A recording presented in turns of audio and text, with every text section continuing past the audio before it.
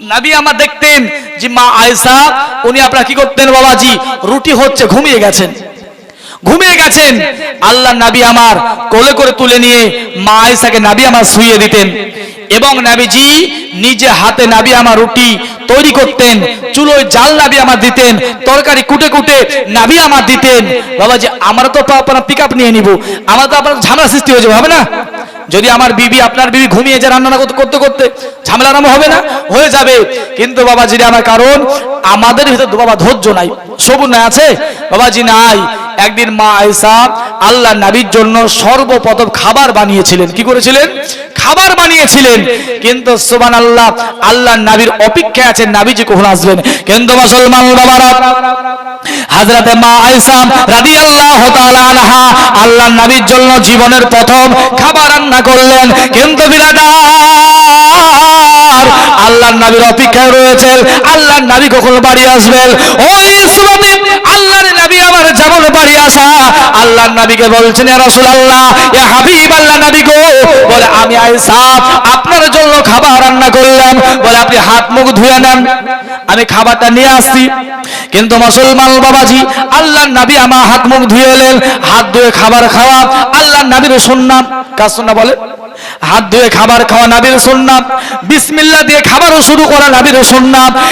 মুসলমান বাবাজি তারপরে বাবা পেটকে 3 ভাগে ভাগ করে খাবার খাওয়া হলো নবীর সুন্নাত। আমরা আপনার করি নাকি বলেন? আল্লাহ নবীজি বলছেন পেটকে 3 ভাগে ভাগ করে খাবার খাও, 1 ভাগ পানি দিয়ে ভর্তি করো, 1 ভাগ খাবার দিয়ে পূরণ করো, আর 3য় ভাগে ফাঁকা রেখে দাও।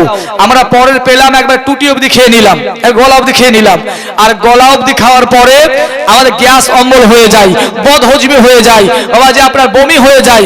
বলে এক কাজ কর, বলে বেশি খাওয়া হয়ে গেছে, ডাইজিনি কিনে খা, থামস আপ কিনে খা, আপনার ওই গ্যাসের ট্যাবলেট কিনে খা। এমনটা হয় না বাবা? হয়ে যায়। কারণ আপনি নবীর সুন্নাতকে জবাই করে খেয়েছেন, নবীর কথাকে অমান্য করে আপনি খেয়েছেন বাবা। পরের পেয়েছেন একটা টুটি ওদি বাবা খেয়ে নিয়েছেন, বাড়িতে খাবারটা ভালো হয়েছে, বেশি বেশি খেয়ে ফেলেছেন, আর আপনার মনেই নাই যে আল্লাহ নবী বলেছেন তোমরা খাবারকে 3 ভাগে ভাগ করে খাও। কিন্তু বিরাদার কি করলেন? আল্লাহ নবী আমার বললেন তোমরা বিসমিল্লাহ দিয়ে খাবার শুরু করবে। যে খাবারটা বিসমিল্লাহ দিয়ে খাওয়া যায় না ওই খাবারে শয়তান অংশগ্রহণ করে, এবং যে খাবারটা বিসমিল্লাহ দিয়ে আরম্ভ করা হয়, শুরু করা হয়, ওই খাবারে শয়তান অংশগ্রহণ করতে পারে না। কিন্তু বাবাজিরা আমার কি করলেন? আল্লাহ নবীর সামনে খাবার দেওয়া হলো, আল্লাহ নবী আমার বাবা বিসমিল্লাহ দিয়ে নবী খাবার শুরু করলেন।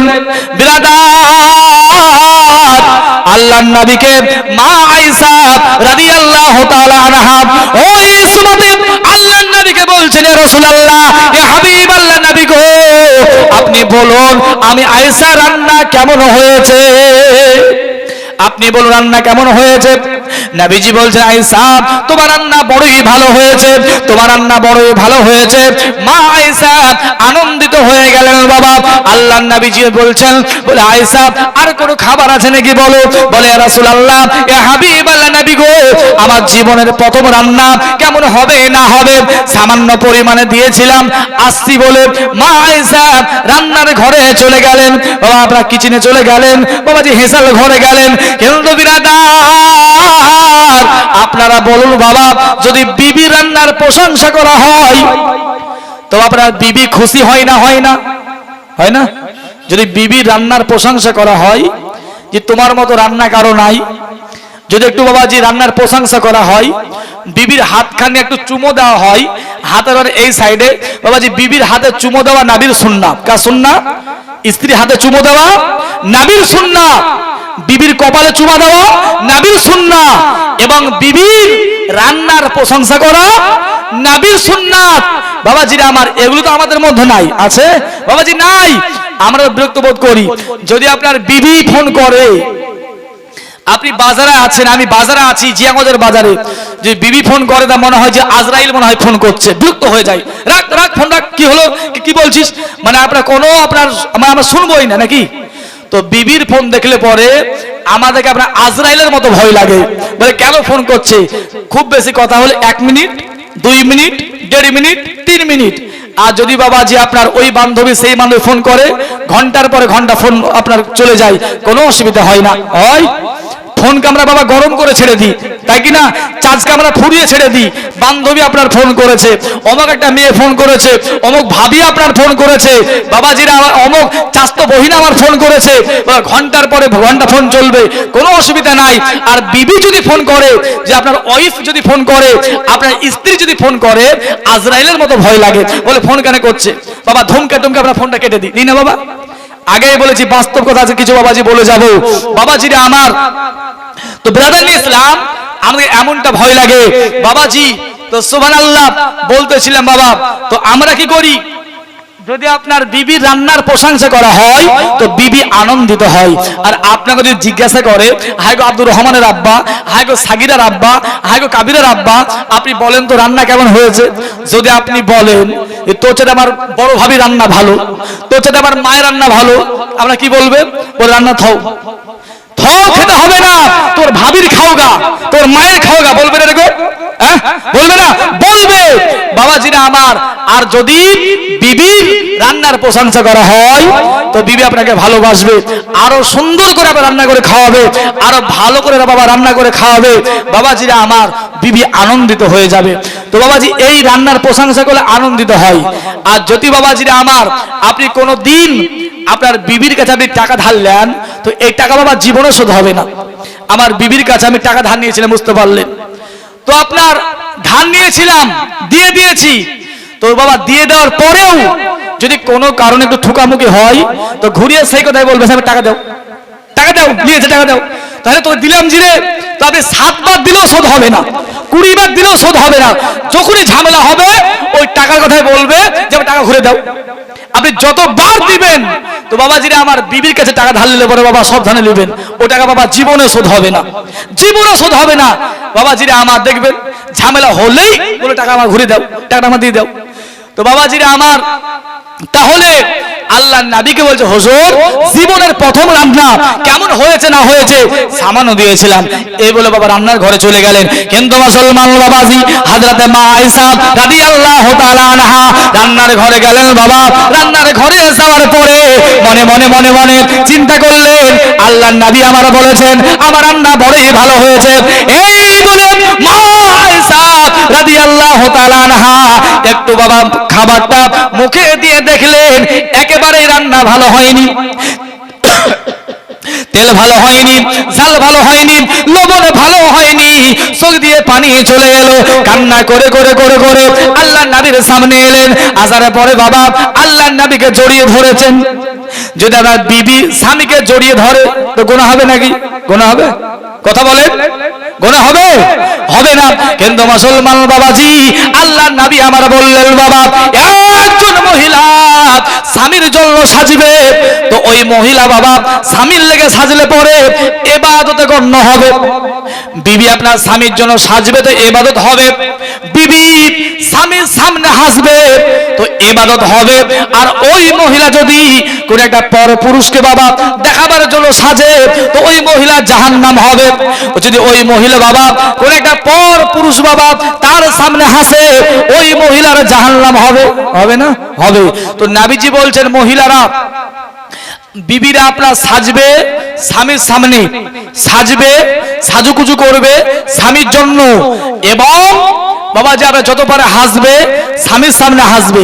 কিন্তু আমাদের কি হয় আপনারা জানেন তো বাবাজি, যে আপনার বিবি আমার বিবি বাড়িতে আপনার আছে তো আমরা পেতনির মতো ঘুরে বেড়াই, পাগলের মতো ঘুরে বেড়াই, খেপির মতো ঘুরে বেড়াই, ছিঁড়ে কুড়ে পড়ে আমরা ঘুরে বেড়াই। আর যদি শুনতে পায় আপনার বাঁধালে একটা মানুষ মারা গেছে তো বাবাজি মেকআপ করে যাই, যায় না? মেকআপ করে যায়, কুচা করে শাড়ি পরে আপনার মরর বাড়ি যাই, মরর বাড়ি যাই, বাবাজি মৃত্যুর বাড়ি যাই। আর স্বামীর সামনে খেপির মতো ঘুরে বেড়াই, পেতনির মতো ঘুরে বেড়াই, বাবাজিরা আমার খেপির মতো আমরা ঘুরে বেড়াই। কিন্তু নবী আমার বলছেন একজন মহিলা সাজবে স্বামীর জন্য সাজবে, স্বামীর সামনে সাজবে এবং হাসবে, তো স্বামীর সামনে হাসবে, এটা ইবাদতে কি হবে বলেন? গণ্য হয়ে যাবে, নেকি পাবে, নেকি হবে বাবাজি আমার। কিন্তু আমাদের ব্যাপারগুলো হচ্ছে উল্টো, না উল্টো নয় বাবাজি, উল্টো। কিন্তু মুসলমান বাবাজি ওই সময় মা আয়েশা আল্লাহ নবীকে জড়িয়ে ধরলেন। নবীজি বলছে, আয়েশা গো, ও আয়েশা একবার বলো বলো কান্না কেন করতেছো? ওই সময় আল্লাহ রাসূলুল্লাহ, ইয়া হাবিবাল্লাহ, নবী গো আমার রান্না মোটেই ভালো হয়নি। কিন্তু নবীজি আপনি বলুন কেন রান্নার প্রশংসা করলেন? রান্না ভালো হয়েছে কেন বলছেন একবার বলেন। নবীজি বলছেন আয়েশা এতে কান্নার কি দরকার আছে? বলে আজকে একটু ভালো হয়নি, আগামী দিন তো ভালো হয়ে যাবে। দেখেন নবীর আদর্শ, দেখেন আজকে ভালো হয়নি, আগামী দিন তো ভালো হয়ে যাবে। বাবাজি আপনারা বলুন তো, আপনি যদি রান্না খারাপ হয়ে যায় আপনার বিবির কি মায়ের কি আপনার যারই হোক না কেন, কই বহিনের রান্না যদি খারাপ হয়ে যায়, আপনি যে সময়টুকু আপনি নিয়ে গালিগালাজ করবেন, রাগান্বিত হবেন, মারধর করবেন, বাবাজি ওই মুখে ওই টাইমেই আপনাকে ভালো ভাষাটা আপনার বলা যেতে পারে, পারে না? জি বিবি কি আমার বহিন কি মা একটু লবণটা কম দিলে ভালো হয়, তেলটা বেশি হয়েছে কম দিলে ভালো হয়, ঝালটা কম হয়েছে একটু বেশি দিলে ভালো হয়, নাকি বাবা? যদি আপনি এরকম করে বলেন বাবাজি সংসার শান্তি হারাবে না, অশান্তি নেমে আসবে না। কি রান্না করেছিস? এই খাবো না, ফেলে দেবো, টান দিয়ে বাবাজি ফেলে দেন। যে আপনি মারধর শুরু করেন, বাবাজি অশান্তি মিটবে না বাড়বে? অশান্তি বাবাজি মিটবে না, বাড়বে। বিরাদানি ইসলাম তো আমাদের মধ্যে সে নবীজির আদর্শ বাবা নাই, আছে বাবাজি নাই। তো বলতেছিলাম ব্রাদার কি করলেন, আল্লাহর নবীজি আপনারা বলছেন মা বলে শোনো আমার আলীর ভালো গাড়ি নাই, আলীর বাড়ি নাই, কিন্তু আমার আলী হলো চরিত্রবান, আমার আলী হলো আখলাকবান, আমার আলী হলো ইমানদার। বলে মা যাও শ্বশুর বাড়ি যাও, 3 দিন পর আমি নবী যাব তোমার খবর নেওয়ার জন্য। এই বলে বাবা আল্লাহর নবী আমার করলেন কি, একটা অলিমার বাবা খেজুর নেওয়ার পরে আল্লাহ রাসূল বিশ্ব নবী আমার আপনার অর্ধেকটা জামাই মানে আলীর মুখে দিলেন, আর অর্ধেকটা বাবা মা ফাতিমার মুখে দিলেন। দেওয়ার পরে নবী আমার দোয়া করে দিলেন। ও আজ আপনার বিয়েতে অলিমা দেওয়া নবীর সুন্নাত, আল্লাহর নবীর সুন্নাত, নবী আমার দোয়া করে দিলেন। এখান থেকে বুঝতে পারা গেল বাবা বিয়ে পড়া হয়ে গেল, এবার হাত তুলে দোয়া করা হলো নবীজির সুন্নাত, যেটা আমরা দোয়া করি। কিন্তু বিরাদার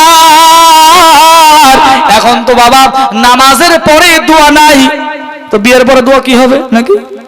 দেখেন আপনারা হয়তো এলাকায় নাই, আমার এলাকায় আছে বাবা, যে আপনারা প্রায় মসজিদে পাবেন 3 ধরনের মুসল্লি দেখবেন বাবাজি। এক ধরনের মুসল্লি নামাজ সালাম ফিরা হয়ে গেল, যেমন সালাম ফিরে দিলেন ছুটে আপনার বেরিয়ে পালিয়ে গেল। আর দ্বিতীয় নাম্বার মুসল্লি ওরা আপনার ইমাম সাহেব দোয়া করবে, ও হাত তুলবে না, আপনার মাথা নামিয়ে বসে আছে, হাত তুলবে না। আর 3 নাম্বার মুসল্লি যারা আপনার নামাজও পড়লো ইমাম সাহেবের পিছনে দোয়াও করবে এবং শেষে আপনার দোয়া করে কিয়াম করে ফাতিহা করে বের হয়ে আসবে।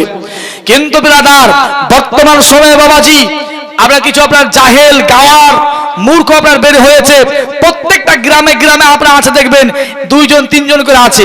ইমাম সাহেব দোয়া করবে আর আপনার মূর্খের মতো, পাগলের মতো, মূর্খের মতো আপনার মাথা নামিয়ে বসে আছে, নিজেকে পণ্ডিত মনে করছে, নিজেকে পণ্ডিত মনে করে, নিজেকে আপনার আপনার শব্দে আপনার শিক্ষিত মনে করে।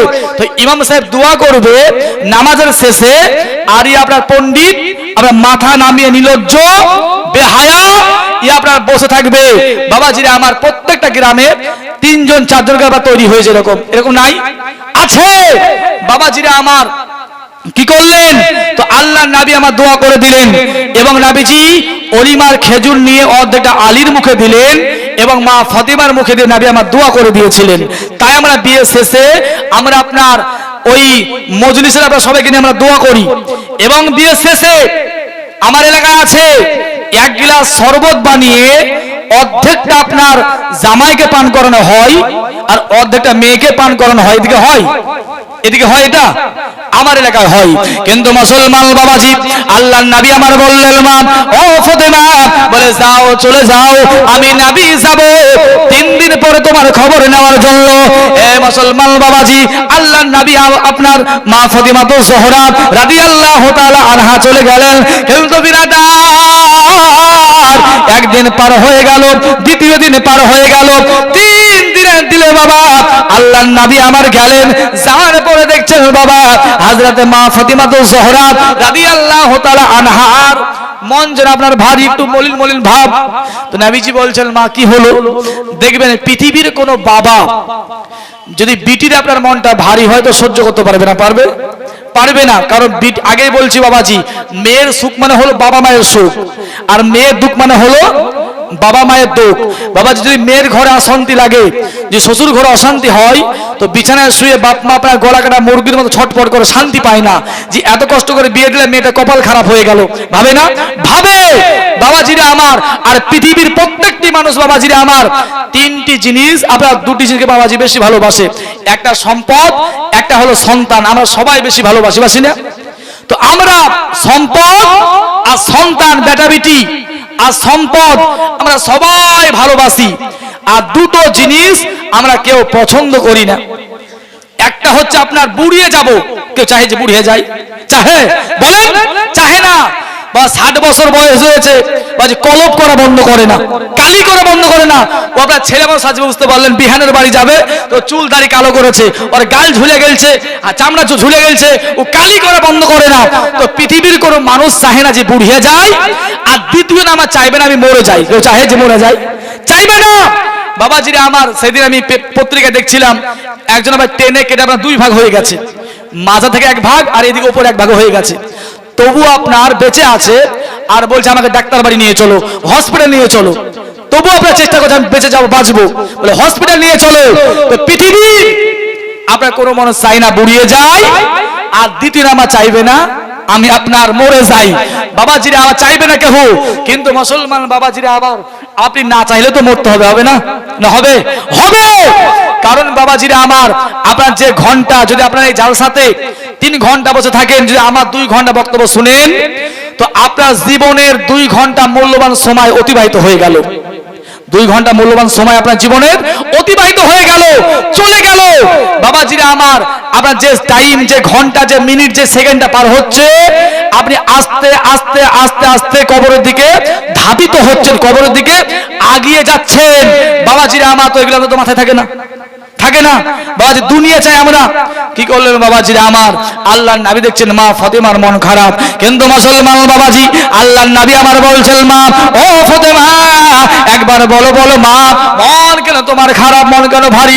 ওই সুমাতে মা ফাতেমা রাদিয়াল্লাহু তাআলা আনহা ডেকে বলছেন, ইয়া রাসূলুল্লাহ, ইয়া হাবিবাল্লাহ নবী গো, বলে আজকে 3 দিন হয়ে গেল আপনার হাতের অলিমার খেজুর খেয়ে শ্বশুর ঘরে এলাম, আজকে 3 দিন পর্যন্ত আমার শ্বশুর ঘরে চুলো জ্বালাবার প্রয়োজন হয়নি। জোরে বলুন সুবহানাল্লাহ। আমরা হলে কি বলতাম? বলে চল ভাত খাওয়াবো না, ছাড়িয়ে নি, বলতাম না? চল ছাড়িয়ে নেবো, ভাত খাওয়াবো না, খাবার দিতে পারে না, তো ভাত খাইয়ে কি লাভ হবে? নবী আপনারা কি বলছে দেখেন, আপনার আল্লাহর নবী আমার বললেন, মা ইন্নাল্লাহা মা সাবিরিন, ওগো মা, বলে ধৈর্য ধরো, সবুর করো। যার মধ্যে সবুর আছে, ধৈর্য আছে, তার মধ্যে আল্লাহ আছে, তার মধ্যে আল্লাহ আছে। বাবাজিরা আমার, ধৈর্য নেওয়া লাগবে। আল্লাহর নবীজি বলছেন, মা বলে সবুর করো, ধৈর্য ধরো।